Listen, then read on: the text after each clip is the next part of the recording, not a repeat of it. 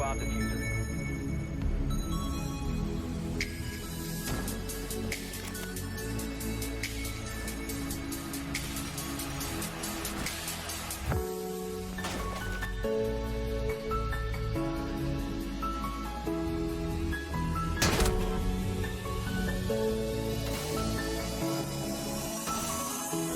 Defenders disabled the diffuser. Seconds to go.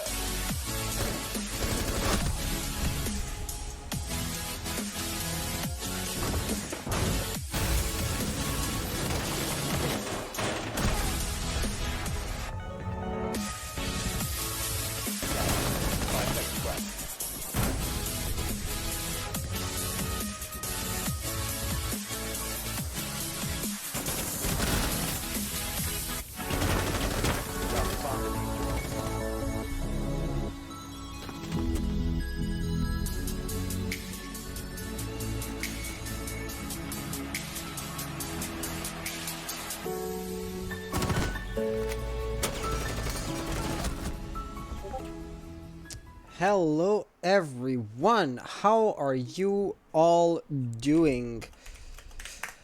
Tonight we will have a single game, a single match. It will be between Arson Esports and Phoenix Rebirth. And actually the players, why am I butchering English this way? The players had asked to do the map bans, a bit earlier on to just expedite the whole process so much more, which I am totally in favor of. I mean, whatever helps the game go by faster, begin faster, I am going to be all for it. And I just realized I have forgotten my water bottle wherever I refilled it, so that's going to be fun. Let me just... team logos update Phoenix Rebirth's logo. So we will be playing Clubhouse. I mean, it's all been done posthumously, right? I mean, we're looking at the replays and what they look like rather than seeing them done in real time. But it will be a Clubhouse Clubhouse game with Arson Esports taking the orange team, taking the first defense. Actually, we haven't seen this too often, if I do say so myself. So that promises to be somewhat interesting. I don't believe I've seen Arson Esports play Clubhouse before. They've done so once, but not too often, that's for sure. Okay, let's create the game, and then we can talk about a few other things. I will also want to start up that piece of software. And, of course, Central US will be good. And, of course, I will want to enable the replay buffer, which we're, of course, going to be using if we want to have the replays on stream. Yeah, you can start up, but please don't pop up on the main screen. So we want to invite Donovic to the game. And on the other team, it's going to be yeet.pr. Here we have it. All right. So yeah, as I said, Phoenix Rebirth playing against Arson Esports. This is likely going to be a really nice match. What I mean by that is, on paper, if you were to look at the historical data, at the score lines which we have, which we currently have on the rankings, Phoenix Rebirth and Arson Esports, they are unfortunately not performing, among the highest teams. They're not in the top 2, top 3, top 4. They are unfortunately on the lower half. Can I add an S here? Okay, that's good news. And Phoenix Esports. Why am I drunk? It's Phoenix Rebirth and Arson Esports. Yep. So both of these teams are in the lower half, unfortunately. And in practice, this is going to make for a fairly close game, I want to say. If I was just to open up a Battlefy and take a look at the Titans League and see what we have here. If I was to look at the standings, so Phoenix Rebirth and Arson Esports would have had a single victory so far, whereas Phoenix Rebirth have 2. So fairly close, fairly tight as far as the teams go. And Waze saying, Yo Hans, comment ça va? Hey Waze, how are you doing? Salut, salut. Sorry for keeping this in English. Of course, I do want to make the stream as inclusive as possible. And also, I personally find that my skin tone doesn't look too natural. I don't really like the lighting in here, so let me just make it a bit more orange tinted. This should be looking a bit better. IMO. I mean, I'm always going back and forth. I cannot, for the life of me, settle on a single, I want to say, setting for the camera.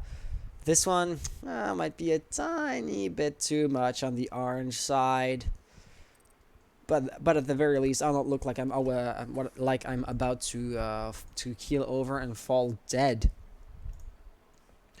So let's start this up, and then as soon as the players are in, so I see all 10 of you are in here. Are you guys ready? Are your mosses running? And if you're ready, we will be good to go. So, it looks like Arson are good. Phoenix Rebirth, are you guys ready? PR.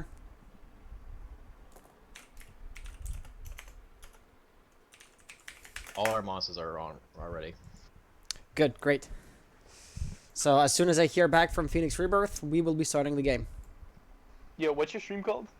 Hans Live E4. So exactly like my gamer tag on Uplay. Is it Twitch or YouTube? It's Twitch. He's Yes. asking for his buddy in the room. No worries. I mean, there is a stream delay, so we're already. By the way. amazing, amazing. So I mean, there's a stream delay. Even if you want to take a look at it on the second monitor, you know, to figure out what you did wrong last round to improve upon yourself next time around. I mean, it's totally fair. Since there's a stream delay, stream hacking, or you know, gaining intel on your opponent in an unfair way is not going to be possible here. So, Oh, that's sweet. Gotcha.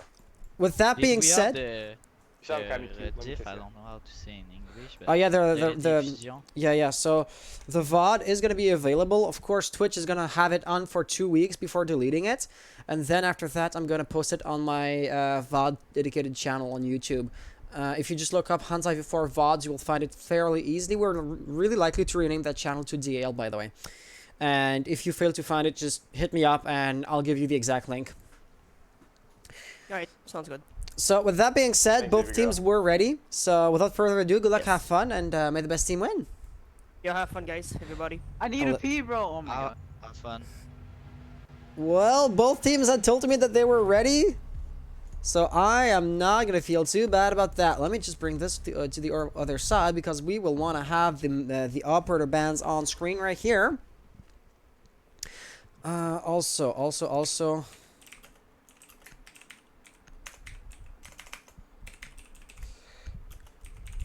Echo is also allowed. So he's no longer banned. Ubisoft have fixed their mess, and therefore we are no longer going to be forced to like auto ban him, which is going to be good ultimately, right? The balancing of the game kind of depends on his presence, and if Phoenix Rebirth or Arson Esports want to ban him outright, you know, with their ban, well, by extension, they're not going to be allowed. They're going to be using up their ban for that.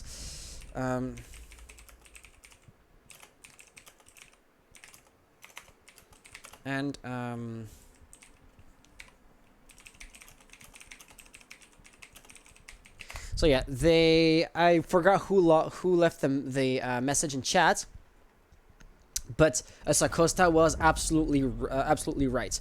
Both these operators, or the elite variants of the operators, are not allowed. So, I mean, if you do have the vanilla or the base, the base version, the base skin on the operator equipped, you can still pick either Twitch or Valkyrie. Whereas, you know, the two newest operators, for balancing purposes, we're not gonna allow, but that is gonna change basically next season. So anything we see right here is subject to change. Let me just real quick Emberize ban. Yes. See rule 3.3.6 for the complete.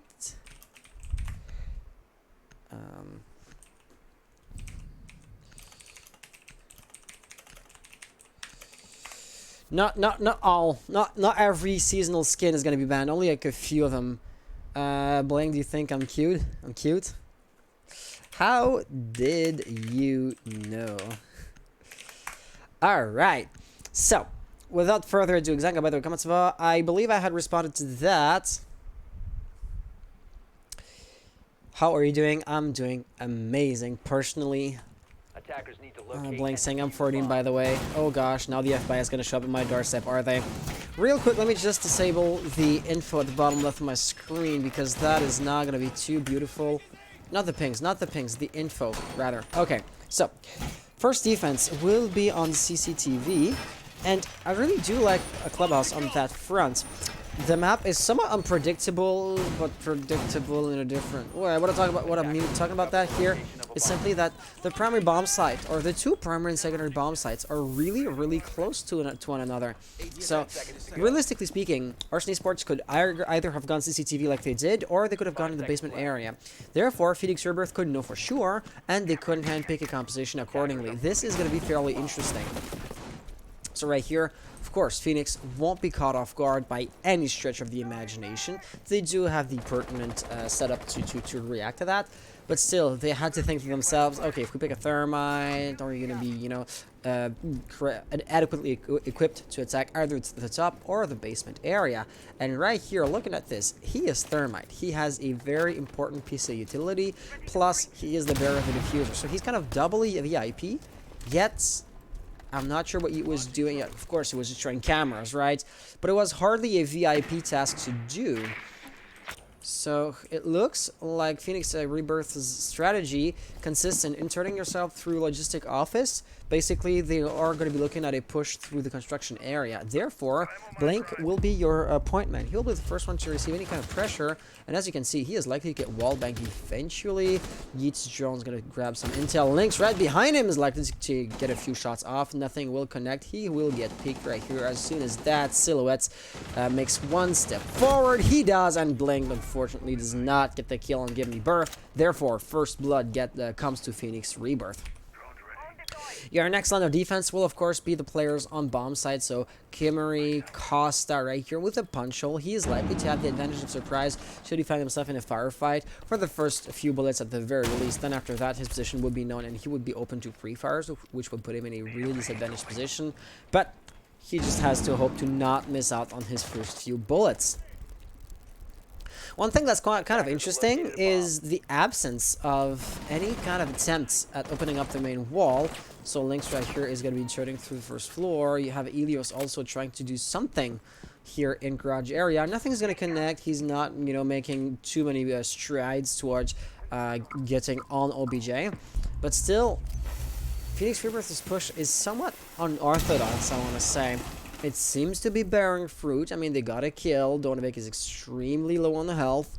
So all that good stuff is there. It's just not happening the way I would have expected it to. And Elios, though he was at the bottom of red stairs, somebody was looking down at him. I think it was Costa or Foz, no longer sure. But the Silhouette has turned around since. And right here, Costa will not be revealing his presence. Valkyrie, however, will be doing so. And of course, Kimmery is kind of stuck between two different angles. That natural could get a kill. It will get a kill on Give Me Birth. First blood for Arson Esports, but unfortunately, it is just a little too late, right? They're now in a 2v4 situation, so in a 1v4 situation, and Donovic is extremely low on health. Things are not looking good at all. He tries a rotation, he will come out of there alive, but unfortunately, as soon as he peeks a second time, Phoenix Rebirth are there, and they are ready to receive him appropriately. Elios watching this hang like a hawk. Is gonna get a nice kill, and is gonna put an end to the first round. So let's go with the replays. Here we shall have them. Yeah, and that round, like I said, was surprising, unexpected. I mean, Phoenix Rebirth did next to nothing of what I would expect them to do. It is both a good and a bad thing. So, for once, the advantage of surprise seems to be bearing fruit. However, if it was the best or the strongest strat out there, of course, everybody would be doing that. So you have to wonder, are Phoenix Rebirth taking risks in order to, you know, weaken their opponents even more than they're weakening themselves? Or is this truly, or, you know, unironically, their primary strategy or their go-to way of doing things? So, just like last time around, Kimmery will be reinforcing right here in the garage area. Of course, after having failed at the bottom floor defense, we will be trying to defend it again. So you could have gone in the basement area instead by Church and by Armory, but Arson Esports elected not to do that. One key difference will be Foz's Nazi, so he had mute, or I believe Donovic was playing mute. As you can see, the composition as a whole is really evolving on Arson Esports. This is going to be quite interesting because, of course, they just saw what didn't work last time around, and they will therefore know, you know, what to adapt to get different results, basically. And so, we will be seeing the following thing happen. No mute will mean that you cannot, you know, as easily protect your reinforced wall, because of course we did have a bandit last time, but I believe the idea was just to have more utility than Give Birth or Thatcher can destroy, and then he's going to be eventually out of his EMP grenades, and you still do have like one of those bandit batteries to put down.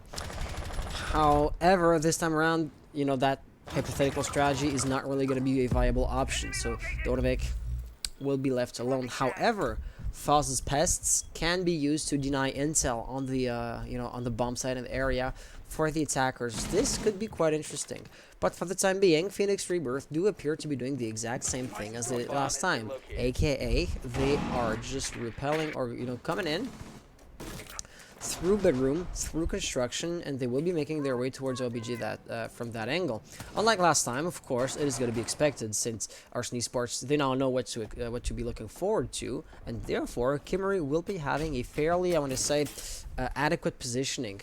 He might or might not get drone. Oh, coming back on site. It is going to be the sound tactical choice to make, right? You don't want to be caught off guard out there with no rotation possible, but still, he might have had an advantage of surprise, which he's basically forfeiting by coming back on cash room. Plus, if there was a bandit battery right here, it is no longer there, so Yeet will be opening up the reinforced wall. As you have the Kimmery's still Kimuni. Why was I spelling it with an R? Kimuni is still going to be, you know, taking an angle right here, but for the time being, the firefight seems somewhat unlikely. Give Birth holding angle right here on construction. A drone is going to be, you know, taking intel on him, but unfortunately, or taking intel for him. Fortunately, a drone is not going to be seeing the actual cell mid-air, and therefore that's going to be an unfortunate death for him. Lynx is going to get a first frag there, but it's just too little, right? As a team, they're going to have to do much more. Exposing yourself like this could be dangerous, but he just goes balls to the walls. Gets a first kill right here. They're now in, but he was oblivious to Bandit's such a positioning. Who gets a triple kill all around? Donovic single-handedly winning this round for Arson Esports. Or Blink, rather. Blink, oh, Blink, you stole that kill from Donovic. Oh, that is unfortunate. And that's why the triple kill wasn't displayed on the screen. Still, it really doesn't matter how or why you won your kills, or how or why you put it into the round. What really matters is that you won the round. At the end of the day, it's, you know, the first team to get to 7 points who's gonna take it all. No matter how many clutches, aces, one taps, wall bang you got. None of that ultimately really matters. It might have like a psychological impact if you think to yourself, okay, I'm going up against a team that is really good, that is really aggressive. If they have a history, for example, of spawn peeking, then you're going to be so much more cautious when exiting spawn. And you know, those kind of details can end up adding up and creating a bit of a mental stress on your opponents, but that doesn't seem to be the case here.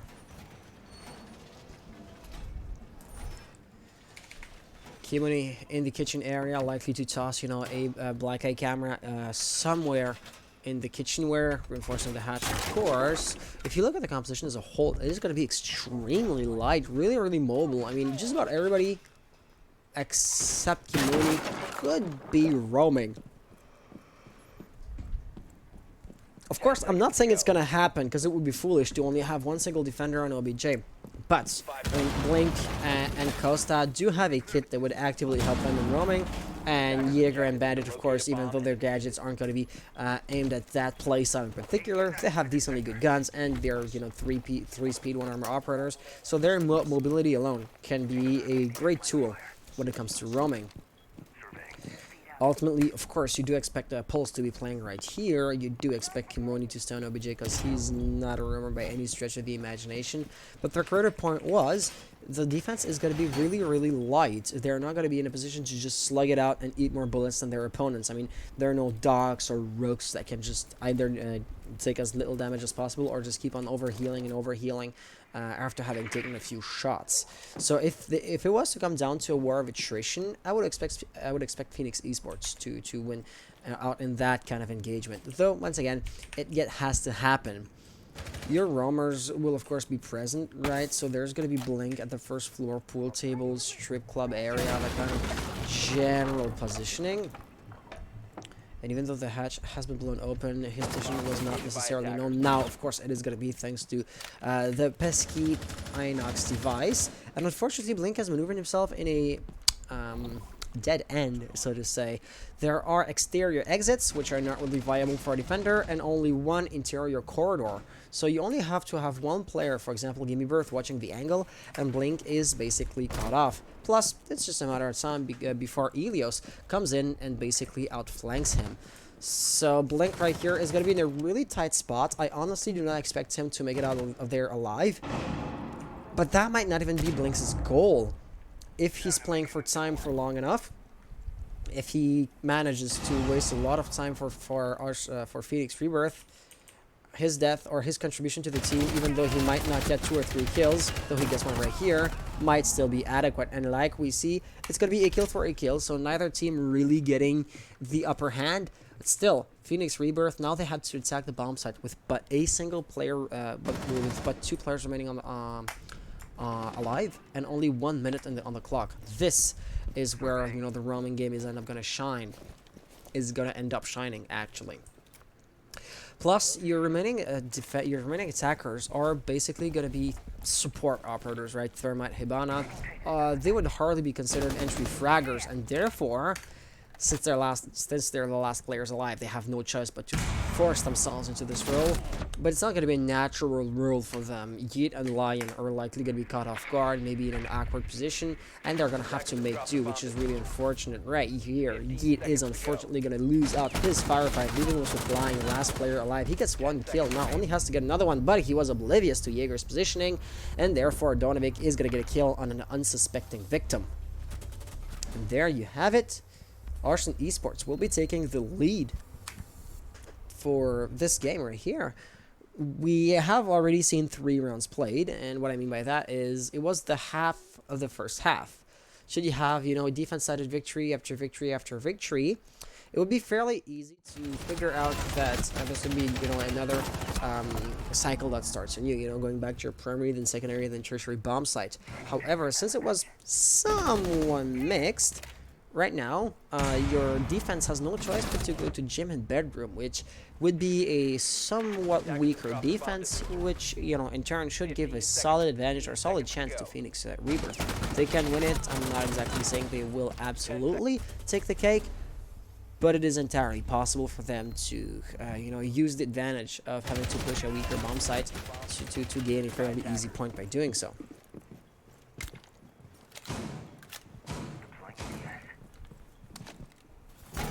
Okay, so like I said, gym and bedroom defense. How is the defensive setup going to look like to accommodate said playstyle? Of course, Arson Esports, they're coming in prepared, right? Costa will be playing Castle. Castle, of course, is going to be your go-to operator to block off some line of sights. The doorway right here is likely to get destroyed fairly easily, but you entirely do expect to see the castle barricade be put in that doorway, particularly to block off, you know, the line of sight. Should Bandit attempt a bandit tricksing session here, and, you know, other similar things. Other than that, let's take a look at the attack. Yeet still playing Thermite, still giving birth on Thatcher, and like I say pretty frequently, I would not expect to see Thatcher, you know, not be banned this often. Most times, he is not going to be making an appearance whatsoever, and therefore, him actually being present mixes up things more than the other way around. There is a silhouette right here, so Foz, of course, stays pretty close to his reinforced wall, because he is going to want to be able to bandit tricks should it come to that. But we also could see that Ilios, he was on the roof, wasn't he? Because I believed he was going to drop down from the hatch right here and, you know, maybe try to flank or to pinch Foz.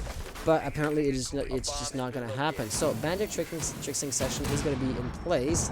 That grenade would not have been lethal, but unfortunately for the defense, Foz kind of started there, and therefore the thermite charge is going to end up blowing up, and the opening in the wall has been created.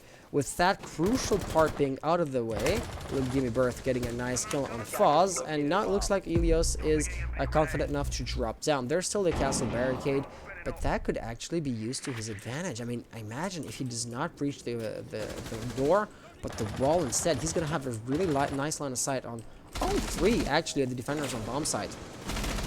Apparently, Ilios has done his job, has done his due diligence when droning out. He has taken a lot of intel in his opponents. Not going to be able to translate that into an actual kill, but you're still mounting a lot of pressure on OBJ Kimuni here. Kimuni getting put down. He could still be revived, but looking at the current positioning for the defenders, this looks somewhat unlikely. Plus, he's going to be put out of his misery for good this time. Donovic fairly low on the health, so Lynx right here is mounting the pressure. He's kind of prodding off the remaining defenders, and well, should he have held this angle with more success, he could have denied Lynx access to the bomb site and therefore to the diffuser, but Zofia will be put down. So is Ilios. Apparently Blink is not aware of that because they still do expect an active threat to be there. Lack of intel is going to have an impact. You do see the big smear of blood. You should know there's somebody down there. And the one tap isn't going to miss. That is unfortunate. Will you be... No, okay, so they're not going to be tearing down the castle barricade. This is severely limiting their movements, and of course it shows. Blink, now last player alive gets one. Will he get another one? Unfortunately not, and it is officially too late. He can save KD, he can save the op, or maybe, you know, just get the 2k to get a nice clutch or triple kill, actually. But ultimately, time-wise, there was nothing at that point he could have done to save the round. Rebirth, thus... could have gotten the kill, could have been foolish and rushed in and maybe even died. Wouldn't really have mattered ultimately. So this is going to be round number 4.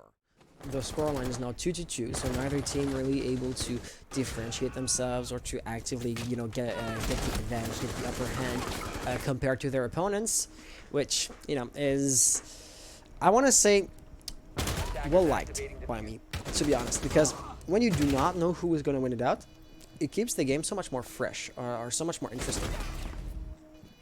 And honestly, that's what I like to see.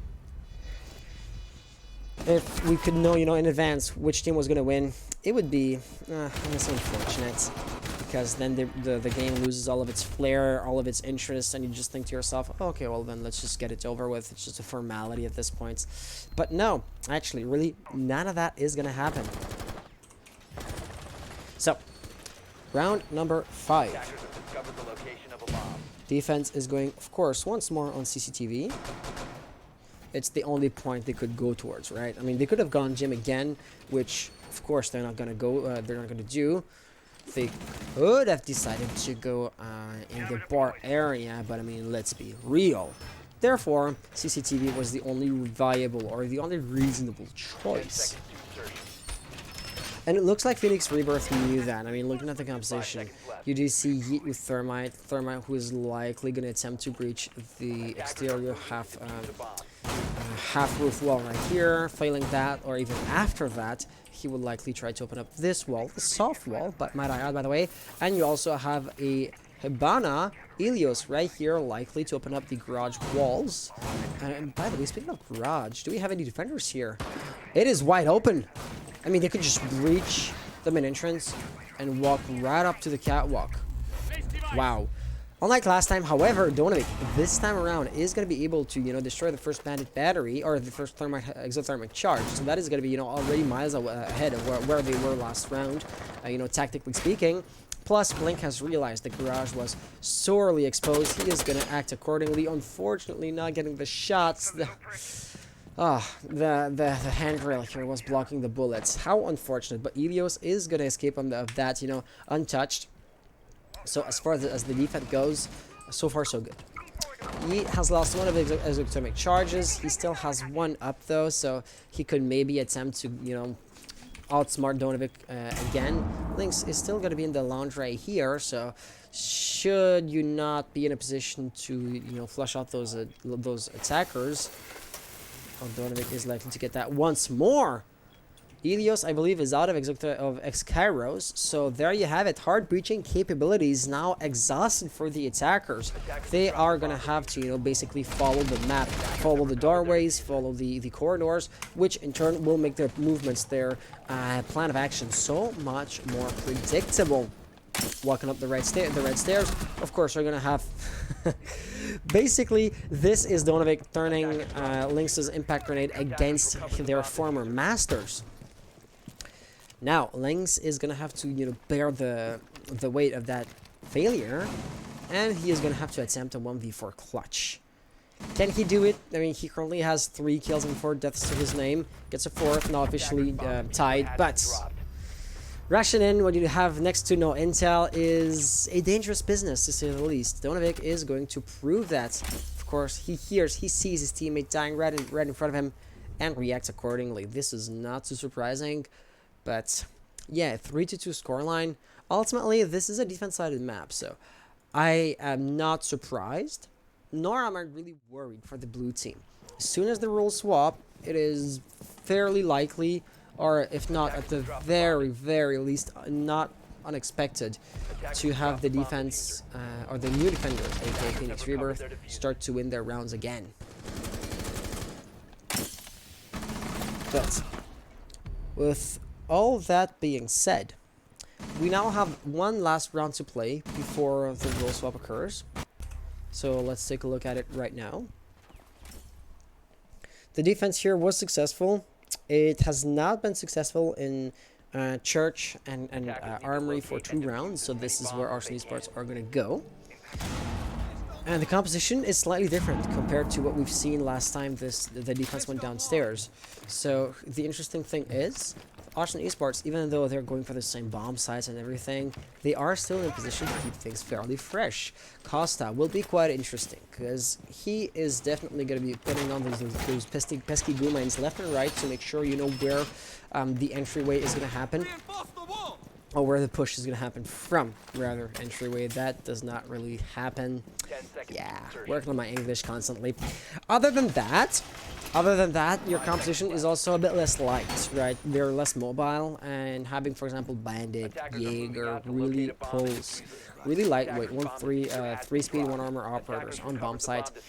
As anchors was, I want to say, not maybe the best idea ever. For roamers, they're great, but when it comes down to holding angles, you do want to be actually well equipped to just basically slug it out with your opponents, which this time around was not really a factor.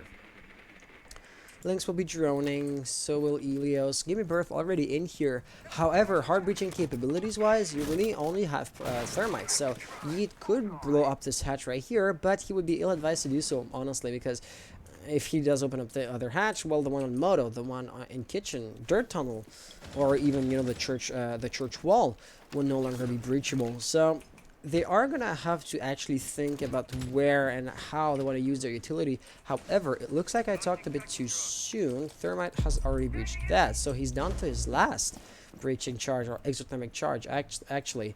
And there is a silhouette in the bar, so I believe it is Blink. Yeah, it is Blink. Should Blink get the kill? That would be hard breaching basically off the table for the attackers. That kill could be actually huge. Blink, watching the angle like a hawk, but Yeet is just not going to peek it. Foz knows exactly where his opponents are, but unfortunately the lucky wallbang is not going to connect. This time around, it is going to be Vigil who will slowly, ever so slowly, be inching his way forward. He has not been spotted. He could get a double right there. No, the silhouettes are not linked up perfectly, and there you have it. He shot 1 shot too many. It was just a warning shot, basically.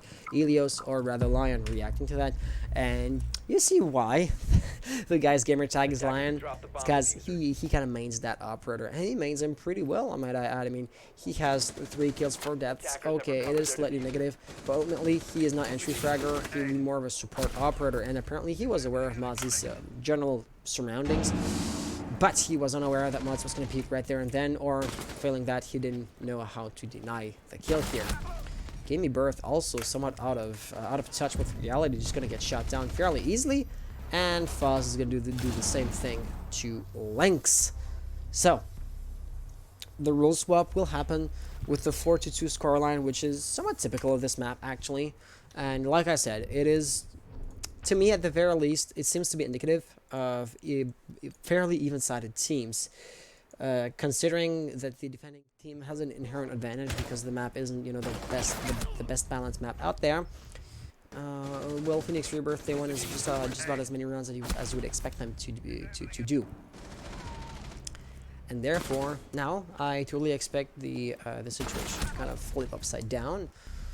And even though it might be a bit early to talk about that or to actually realistically start considering it, overtime would not surprise me. Once again, though I'm not saying it is going to happen. It's a bit early. It's a bit too early to say that confidently. Defenders, protect your bombs So, from being defused by attackers. looking at the defense right here, Phoenix will go CCTV first, just like their counterparts did when they were defending, without too many surprises.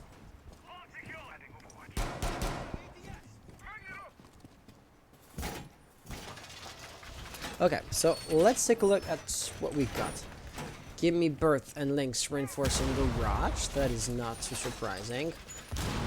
We have one reinforcement right here. These walls are reinforced. These right here as well. 10 seconds to The insertion. rotation to Garage would be not necessarily unusual, but it's the first and actually only real point of interest that comes to mind right now. Basically everything else Phoenix Rebirth have been doing so far would be considered standard, except for that one rotation. Even if it's not surprising by any stretch of the imagination, it's, once again, not something you see every single round. Lynx in the Garage also kind of playing fairly aggressive. I mean, if the main door was to be reached, he would be sorely exposed. Of course, the bullet holes are pretty good. You have a nice line of sight on stocks, which Donovic might even want to enter. He seems to be considering it at the very least. Will you rappel up? Will you walk through the door? Apparently, he will be repelling. Oh, will the strategy be to put your Thermite and Hibana on either walls, and therefore Yeet will have a choice. He can either, you know, penetrate the one or the other, but not both of them at the same time. And that is extremely predictable, right? One thing I do want to point out is Arson Esports are lacking a Thatcher. Considering that Thatcher has not been banned, I just don't see why you didn't pick him. So it will be making Kimoni and or Ash's job so much more important, or assumed job here. I'm jumping to conclusions because typically they would be using their grenade, their explosives to breach the ceiling and to destroy the bandit batteries by doing so. But looking at the positioning, it does not look like either of those opponents, or those players rather, is going to go for such a playstyle. Blink with the breaching charge or the infiltration charge. What is Ash's exact gadget name, by the way? I forgot about that, and I feel kind of dumb as a result. However, Bandit was not over here, so now it should be fairly easy for Donovic to breach, and Yeet maybe even could have gotten to pull it off. But it looks like he was just too little too late, or he hesitated. Foss is thus going to get a kill on him. Cutting off the rotation was ultimately trivially easy, considering that Yeet was just woefully unaware of Foss's presence. Now that your bandit is down, though, should the batteries not be placed down, it would be easy for Costa to open them up, but at last they are still present. So, Kamuni, you know what you have to do. Kamuni or Blink, just go in the lounge and breach the ceiling with your gadget with your PC utility, and it would be fairly easy. Donovic gonna get a kill on Elios. Apparently the defense, oh, Doc unfortunately getting cut down. Now Foz just jumping in, but he will also get refragged by Lynx. Lynx, who was for some reason not spotted. Your defenders, though they have CCTV control, Donovic is on cash room planting, would be really dangerous actually.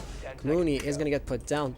No, in a 1v1 situation, Donovic is gonna be sticking it out, and he keeps on planting. The risk was worth it, and he gets it down. Now, in a 1v1 situation, the time pressure has been turned upside down. Phoenix Rebirth are now at odds of losing, actually.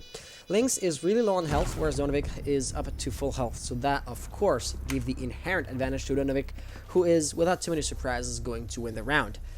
And there you have it. The one thing I would not exactly have expected, Phoenix Rebirth's first defense is going to end up in a failure. So the 5-2 scoreline is somewhat daunting. You are not yet backs against the wall. You not yet have, 6 points to your name, talking about as Arson Esports.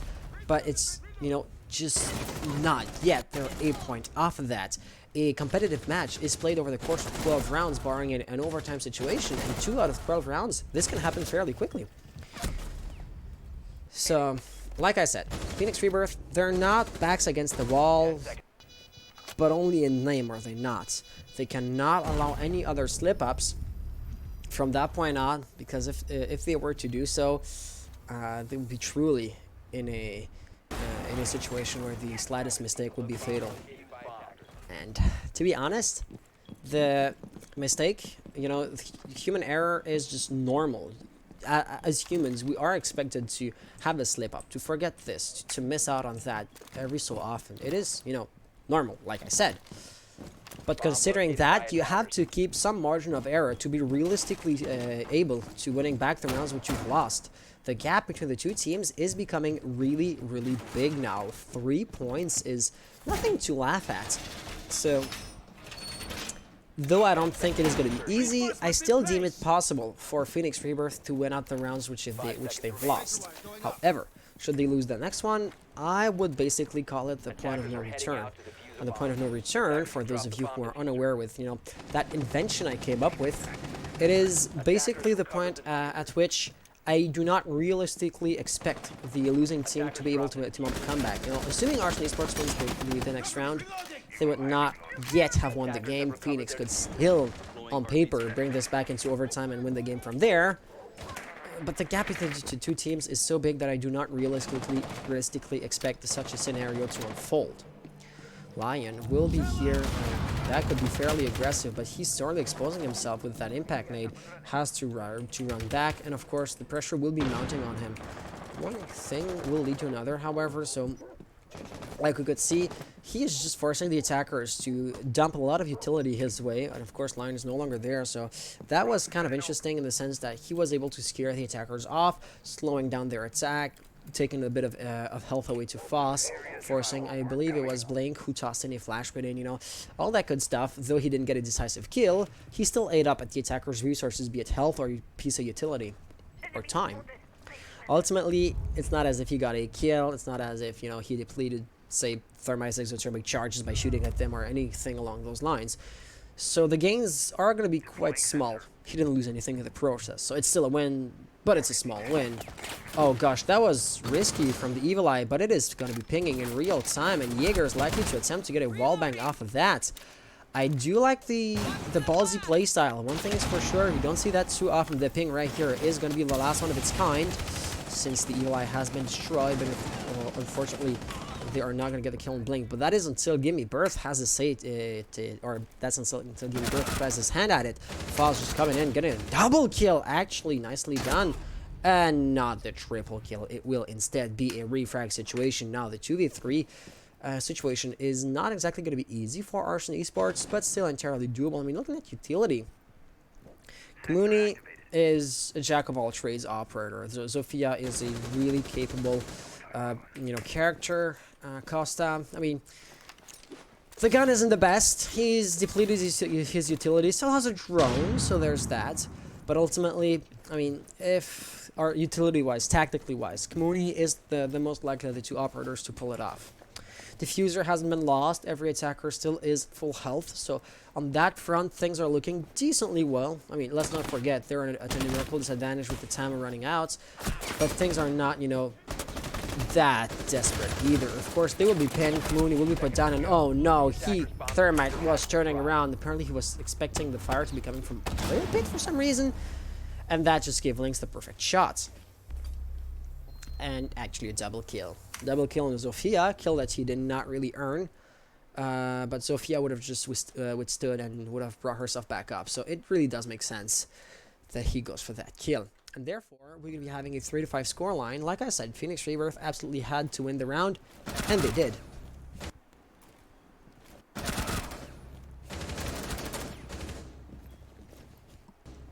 They're not out of the woods just yet, however. I mean, they can still just be... they could still just lose the 2 next rounds and be put out of the game by doing that. At the very least, they still do have a fighting chance.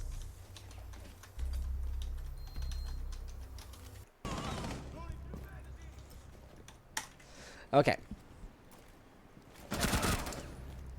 So, that will have been round number 8. Let's now take a look at round number 9.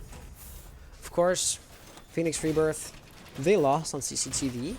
which, by the way, makes it somewhat surprising to see that they went church thereafter, but this is all in the past. Right now, after a successful church defense, they will be going up here again. And considering they just lost, this is a risky move, but they have nothing else to attempt, right? If they can't win on CCTV, they can try there again, or they could go bedroom. Neither of those options seem particularly, appealing. So, the defense is going to be somewhat different compared to Arson Esports when they had the defensive side. Mainly, it is going to be so much more heavier. You're going to be seeing Give Me Birth on Maestro, Lion, on Doc. Those 3 armor operators. Admittedly, it's not like 4 or 5 defensive operators that are going to be playing the heavy role. But still, they are much more capable of slinging it out compared to what Arson Esports were bringing to the table. Other than that, the remaining operators are absolutely normal. Nothing too surprising on that front. So, what else do we have? Kmuni and Zofia, and this time around, even though they didn't need it, Arson Esports have not forgotten to bring a Thatcher along. Yeet was kind of ready for this. Oh no, it looks like Costa will not be getting that exothermic charge out. And unfortunately, the Thatcher EMP was also basically worthless, as Yeet had been able to recover both of his batteries, kind of taking them off. Yeet is being really cautious here. That is for sure. I mean, Donovic is unlikely to get anything, meaningful done with the EMP grenades, considering how protective of his batteries Yeet is. However, Kmuni could be getting better results. Playing verticality, of course, is going to be really interesting for the attackers, and we do see a drone, Costa's drone, actually making sure there are no roamers. Now that it's been cleared, you can destroy the batted batteries, but oh, alas, Yeet is no longer there with no batted battery remaining in his inventory. He tries to pick one up, but it's just going to be too late, right? The thermite wall has already been breached, and now Donovic will be looking through the opening, trying to get a pick here. It looks like Lion will be laying prone on Garage. He can, stand back up whenever he is going to be needed, but for the time being, that's not going to be a necessity. Blink right here. Oh, that is unfortunate. Give Me Birth on the cameras. Give Me Birth actually looking at his opponent through the camera. He was taking a bit of damage, but nothing too major on paper. Still, he could have been shot there. And then it's going to be a bit, a few seconds later, but still the kill is going to happen. Blink is going to get the frag. Lion in a 1v4 situation. Doc could have healed himself back up, but he was mid-firefight. I mean, pulling out the Stim pistol was not really an option. And there you have it. Now, Arson Esports in a match point situation. Like I said, things are not looking too good for Phoenix Rebirth. PR, was that a typo? For yeah, so he typed PR, but I'm not sure if that was a typo, meaning that he wanted a rehost.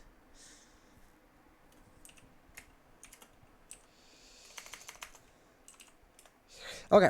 Just wanted to make sure. So without further ado, a misclick. I see. So let's go for the replays, possibly for the second to last replays of that game.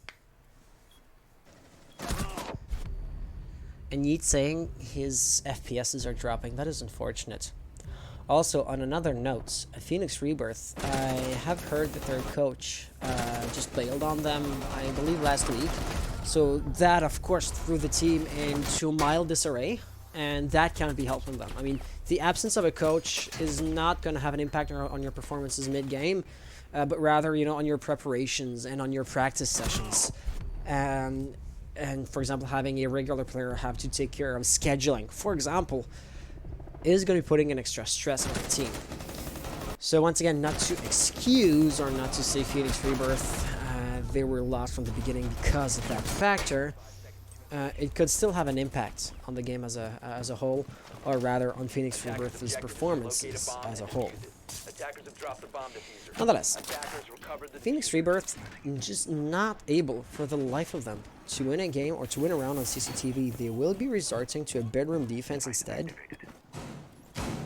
bedroom/gym defense, which it is unfortunate, but to me it kind of seems or kind of smells like it's an admission of defeat, because why would you go on the weaker bomb sites?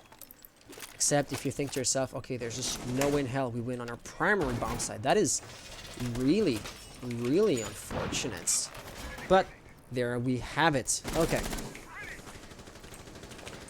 Costa getting, apparently already making, first contact with Yeet. Thatcher is going to be making his first attempts. But Yeet is fairly good at bandit tricksing. Costa has realized this, so he's now no longer placing down the exothermic charge for real the first time around. They are going to be baiting it out a bit more. This time it seemed to be for real. It is indeed going to be. And Yeet is going to get it down. So just like last time, Costa is having, a lot of difficulties making it to actually make use of his exothermic charges. Foss, by the way, was actually inside of the building. Unfortunately, he's been shut down pretty quickly. Well, there might be following in the footsteps of his teammates. That would be foolish.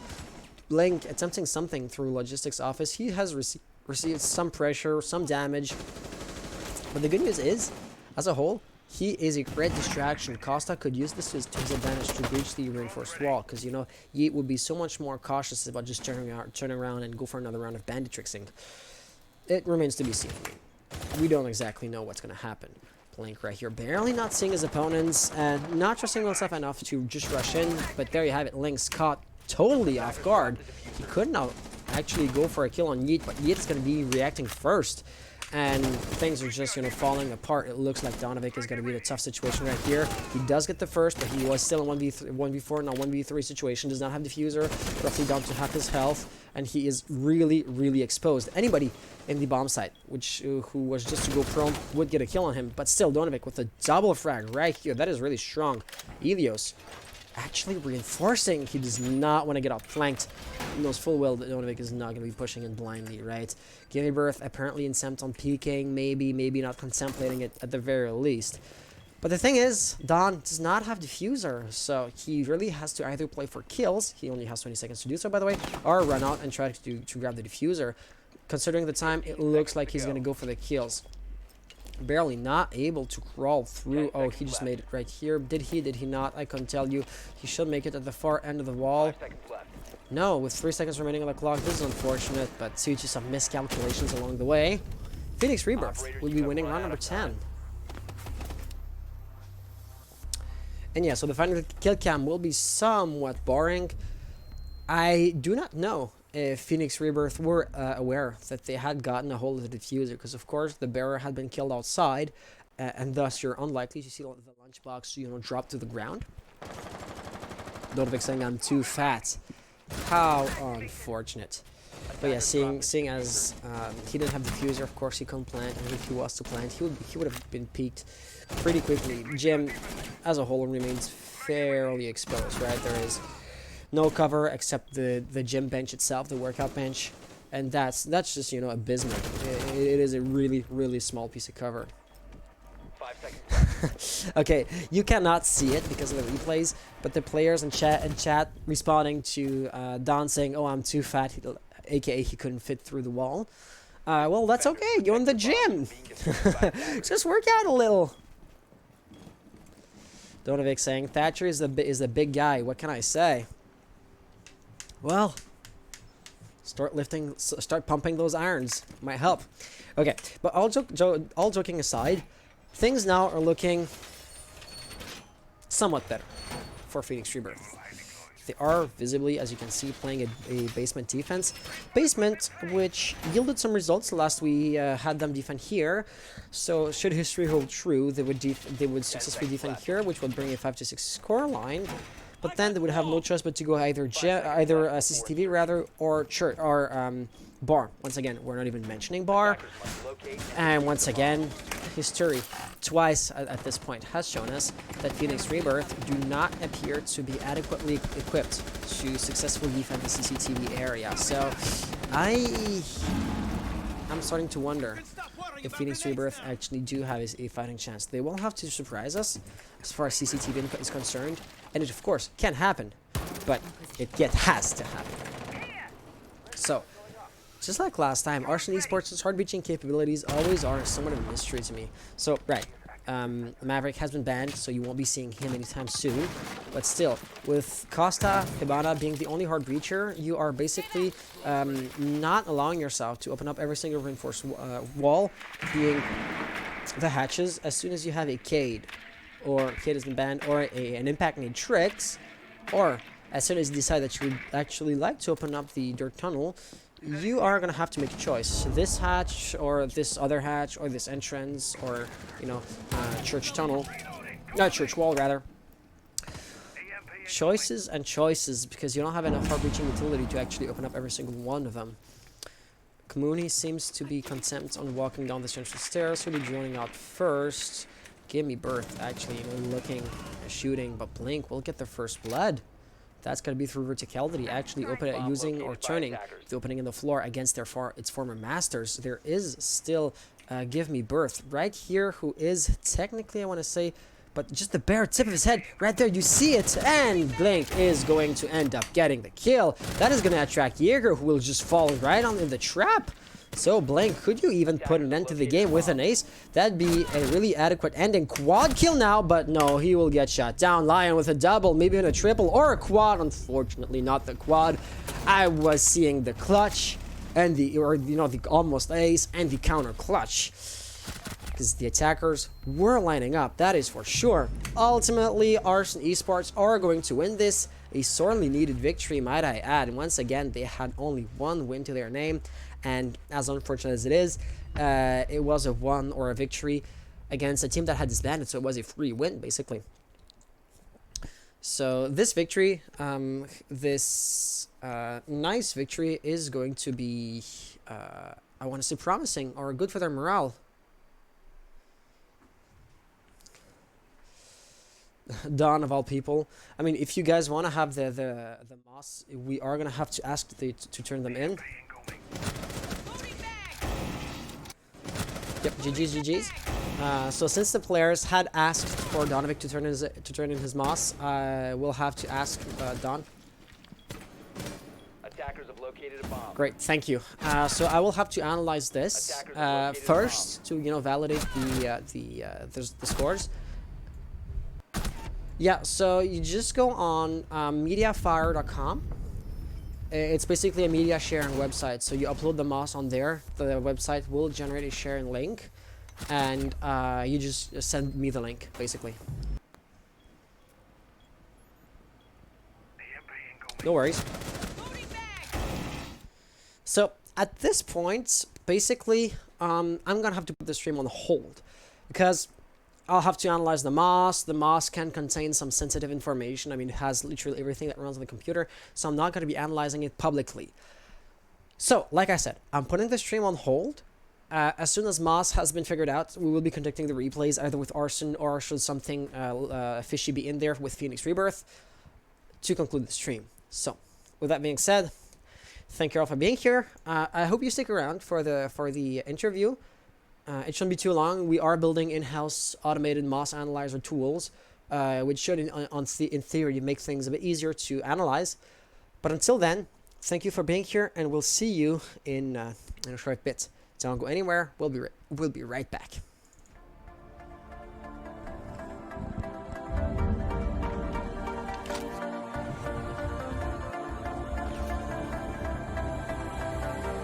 Attackers bomb diffuser has been dropped. 10 seconds remaining.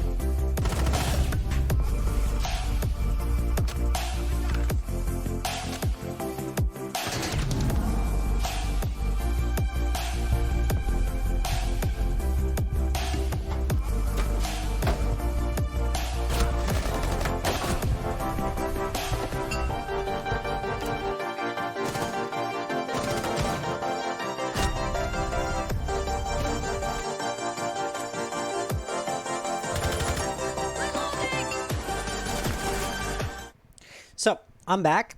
I'm officially declaring the MOS file to be clean. So let me just tell this to the players real quick.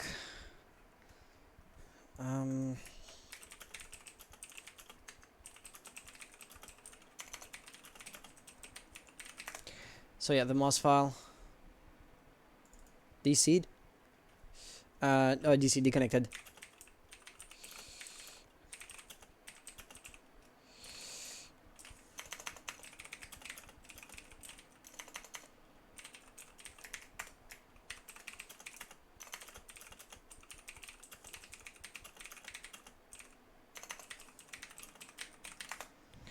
All right, yeah. So we will be in a public channel in the Discord server to conduct the interview if they are interested in having one. So yeah, general chat. Yeah, for sure. Are you in the server though, Donovic? Let me just check. See profile. Yeah, he's in there. Okay, so awesome. So Donovic should be connecting in pretty quickly, pretty shortly. Hopefully at the very least. Hey, Don, how are you doing? I'm doing great, man. How are you? I'm doing pretty great as well. That's awesome. Glad to hear that. I, however, didn't just win a game, so I mean, you got that going for you. Dude, yeah, finally, man. It had to happen eventually, bro. Oh yeah. I mean, you did win the one, but you didn't have Moss, so I couldn't accept the victory. I know. And I did. Yeah, and they asked for the Moss, didn't they? Did they ask for that Moss that game too? Yeah, they did. So, hey, you have some good movements, and apparently it pushes or it causes people to believe or to suspect you a foul play, which I mean, knowing that you didn't might be considered as a compliment. As a compliment, yeah, exactly. Yeah, exactly, dude. So Feel that. If we were to talk about this game, of course, you start on defense. This being a defense-sided map, it is not too surprising that you had a 4-2 scoreline for the role swap. A 4-2 would be generally considered even-sided map, considering, you know, the advantage that you had, you know, by virtue of defending. Were you worried that they would, you know, climb back up and maybe get an overtime situation going? Or did you still think it would be fairly easily, morale was good and all that good stuff? No, everyone was positive. Everyone was in a really good mindset. I don't think anyone thought we were going to go to overtime. I warned them, was like, guys, don't worry. If we do go overtime, they do make it back. We have the overtime, but they said, no, we're winning this. So everyone was on a good mindset. You know, we were really, really gunning it. We were really gunning for that win, bro. We were really gunning for it. Awesome. So my second question would be regarding your team as a whole. You have had a lot of roster changes lately, right? And it's so embarrassing. It's so embarrassing. This it's has a little to have, embarrassing. This must have been affecting your performances, shouldn't it? And you want to talk about like where you are as a team right now? Do you have a solid roster? Your performances visibly are going up? That roster was definitely a lot better than all the other rosters we've had. Even like I don't know, like just there was something about it that just clicked. I guess it was Chem because I knew a few of those players from like other leagues that Arson plays in. Yeah. But like I had Troy. It was me and Troy as the only like as the starters, and then we had K Money, Costa, and then we had Foz. We brought him in. I was scraping for players for this match, and I had to like do it fast so I can get the roster changes in. I'm doing a lot of preparation. This is not going to be a very common thing in the future. I really hope not. I hope this is like either the last or second to last time we have to do a roster change because it's embarrassing. It's really embarrassing as a team. I hope to as well because I mean if you can't have a static roster, if you can have a consistent roster, I mean your new players will always have to relearn the maps, relearn the strats, and you know the synergy as a whole. Yeah. The synergy's really important. Like, strats are always a thing. Like, you have solid strats, everyone knows their roles, how to play them. But if you don't have that chem, that synergy, it's going to be a lot harder because people are going to be blaming others for like simple mistakes, such as, oh, you weren't watching this, or oh, you didn't do this. So here is the hard-hitting question. We've seen what you guys are capable of. You just, won the game. Plus, assuming the roster sticks together, your performances can only improve. But, your team does have a history of having a lot of roster changes. Is that roster going to be staying there for a while? Or, Are you likely to lose a player here and there again? I really hope so, because I had to take literally 4 main roster players off and put those 5 on, and honestly, those 5 worked a lot better than the other 4 that I had on there before. Like I hope we don't have to change it anymore. I really personally hope. Like as a team captain for Arson, I really hope not, because it's embarrassing. Like I've said like over and over again, it is embarrassing to see a team having to like constantly do roster change after roster change after roster change before every game. So I'm hoping that we have this covered. I'm really hoping that. So fingers crossed, fingers crossed. And now the other hard-hitting question, and basically the last one I would have for you tonight is, so you are, in the lower half, and only the top 4 teams, so only the better half of the teams is going to make it to the playoffs. Knowing that you now have a solid roster, knowing that your performances are basically skyrocketing compared to what you had previously, do you think that with half of the main season remaining that you can make it back up to the playoffs? Can you dethrone either Mishmash, Unique, OnlyFans, or Hostile Actions? That is a great question, and my honest opinion is that we will just have to wait and see. That's honestly how it's going to be, because it's a hard climb. We were like the very first lineup for Arson struggled really badly. We had that one game where we won 8-6 in overtime, but we lost that because lack of moss, and I was one of those people that had lack of moss because I didn't know how to work at first. It was kind of complicated. It wouldn't work at first. Yeah, by the way, we will be shooting videos and posting them here and there to explain how moss works, because it is an absolute pain in the butt, and we realize that it is a common grievance among the community. So as much as moss is like outside of our control, we are still going to do our best to make it as easy as possible on you guys. No, I think that's a really good idea. I think that'd be awesome for teams that pick up new players or completely new teams that you never see before, like in future seasons. That'd be awesome. I love that. I wish I had that. Will absolutely be there in the future. Yeah. I wish I had that, like, for real. I know what you mean. Sorry for being this late. No, it's 100% fine. I got it figured out, and I just had that issue with the update, but you walked me through it. We got it solved in the end. That's all that matters. Oh yeah, it is. So yeah, with that being said, I'm just gonna be entering or giving in the scores in the system. You won 1-0 maps wise, but game wise it was a 7-2, 7-4. 7-4. That's correct. Yep. 7-4. So, like you may know, it is a double round robin. So we're adding up, 2 single round robin back to back manually. So if I was to look at the standings of the first bracket, which is almost over, there only has to be the remaining game between Unique Esports and Mishmash Gaming. So that's a big game. It is going to be a big game. Wait, Unique against Mishmash, hasn't it been played yet? It has.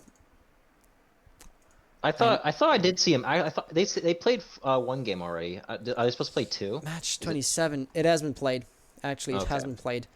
Okay. I just did not enter in the scores. That is real unfortunate. But the VOD is going to be up. Okay, so it's not yet in. Okay. But if I was to look, so at the standings, you now have 6 points. And the unfortunate news is, to make it to the playoffs, should the current trend remain true, the 4th team has 12 points. So you have to basically double your points to catch back up. Yikes, dude. Yeah, that's gonna be hard. That's gonna be difficult. That's not gonna be easy at all. And also, if that was to save your skin, we do see a lot of ties. So there is some possibility that at the end of the season we will have to have a tiebreaker round. Okay. Should this happen, it could maybe help to alleviate some of those things, but ultimately you have to be tied for 4th place. In the first place to have a shot at the playoffs. So with that being said, best of luck to you. You will have a hill to climb. It is not impossible, but you will have to try extra hard to make it. Really challenging. You're right. 100%, man. So yeah, with that being said, once again, congratulations on the victory. I will let you, train, strat, and scrim with the rest of your team because I mean, I believe you'll be doing a lot of this in the upcoming days and weeks to have a shot at the playoffs. Yes, But until that's- then, yeah, you were gonna say something, so I'm just gonna let you respond to no, that. you know what? I'm just gonna keep that yes. That's all I gotta say. Just yes. Don't spill any trade secrets or Nope. secret strats or anything along those lines. I won't be prying. Let's not have an accident happen on stream. So with that being said, GG's, and until we meet again, have an amazing rest of the night and best of luck with your new team. Thank you, and you too, man. All right, see you, man. See ya. Alright, so yeah, that's gonna be it for us tonight. I will just be responding to the French comments in French real quick. Donc oui, Vico, on va rester en anglais pour le reste du stream, on part maintenant. Parce que c'est un stream anglais, on va être aussi inclusif que possible pour que les personnes qui parlent qu'anglais soient incluses dans la conversation. Mais je réponds à ta question que tu avais mis tantôt. So if I was to translate the question that he asked, do you think Phoenix Rebirth has chances of winning? Because it is going to be hard. I mean, nothing is set in stone. Any team can still fall, can still, just plummet and lose their spot in the playoffs, and any currently losing team can soar up and just start winning. For example, Dead Astronauts, they have talked about, not Dead Astronauts, Arson Esports, they have talked about how their Arson Esports, their roster is always changing. And having their roster changing is not easy. It is going to have an impact on their performances, and this is why they were losing their earlier games.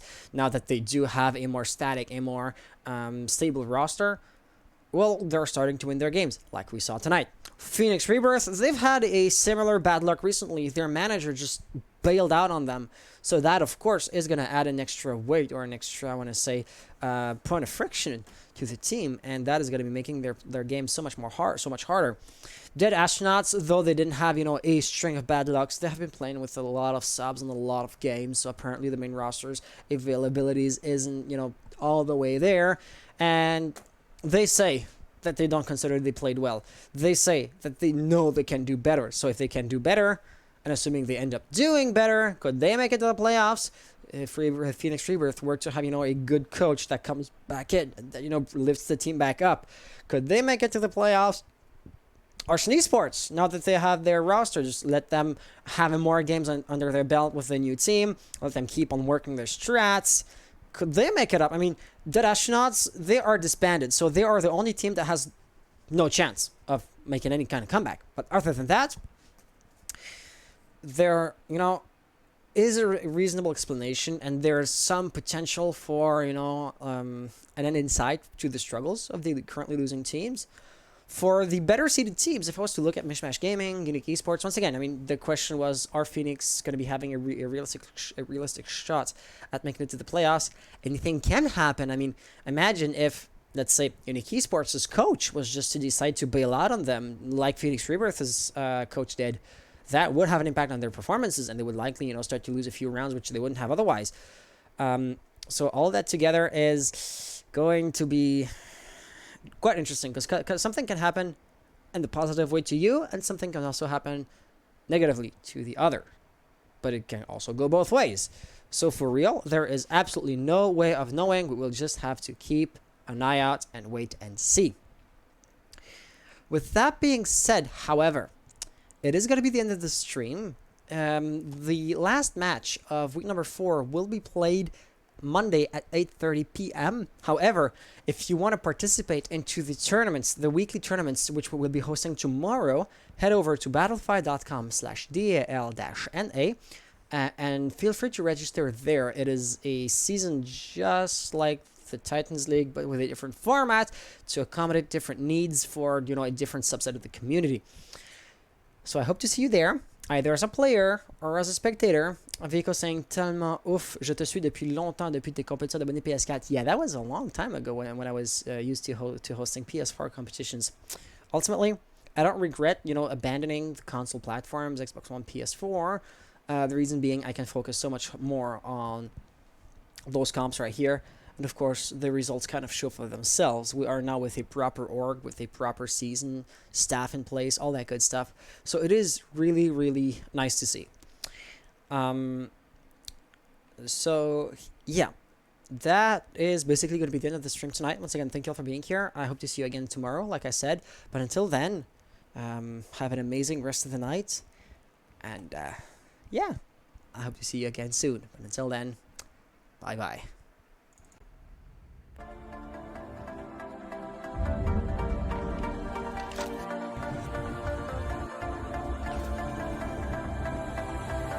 Attack response leader has been dropped. 10 seconds remaining. Attack.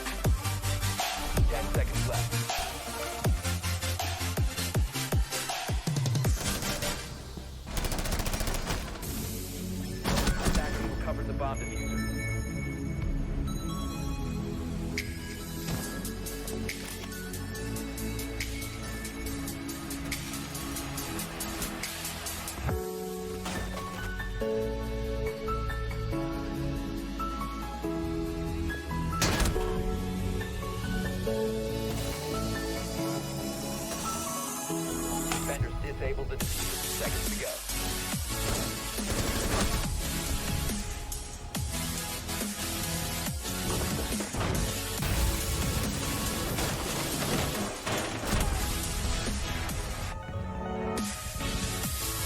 Down. 5 seconds left.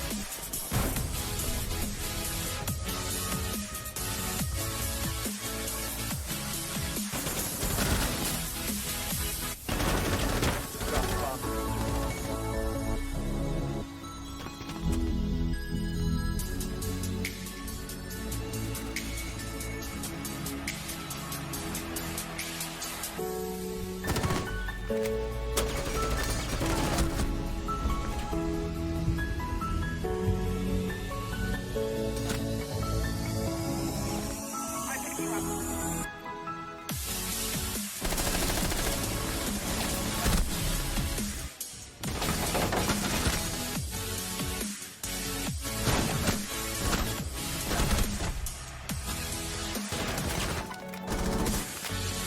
Attackers drop the diffuser.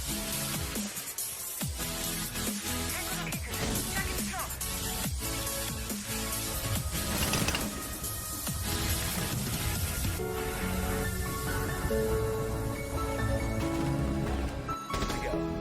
Attackers have recovered their diffuser.